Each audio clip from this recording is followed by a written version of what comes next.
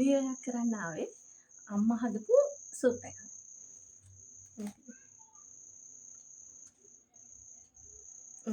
මේකට සාමාන්‍ය හැමදාම හදන සූප් එක විදිහම තමයි ඉතින් හදලා තියෙන්නේ. කැරටුයි, ලීක්සුයි, වට්ටක්කයි, තක්කාලි දාලා තියෙනවා. ඊට අමතරව විශේෂ එකක් දාලා තියෙනවා. මෙන්න මේක. මේ හැබැයි කොහොමද දන්නේ නැහැ රස අර මේකේ එන කෘත්‍රිම රහ ඒද දන්නේ නැහැ. වැඩිපුර වතුර දාලා වතුර වැඩි නිසා තමයි රහ දැනෙන්නේ දන්නේ. බලමු. නාරංගිටියකුත් තියෙනවා. දාලා බලමු තාත්තේ කොහොමද. නාරංගිටියම දැම්මා. ඇඹුල් වැඩි වුණාද කොහෙද? ඒකට බිත්තරයකුත් දාලා අම්මා.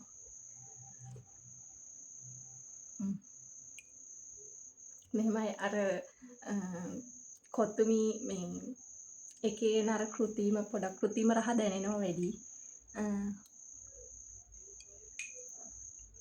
මගේ අතින් නාරං වැඩි වුණා ඒකෙන් ඇඹුල් රහත් වැඩි. උන්ට අවුලක් නැහැ. 10න් 10 දෙදෙහි අම්මනේ හැදුවේ. එහෙනම් ගිහින් එන්න.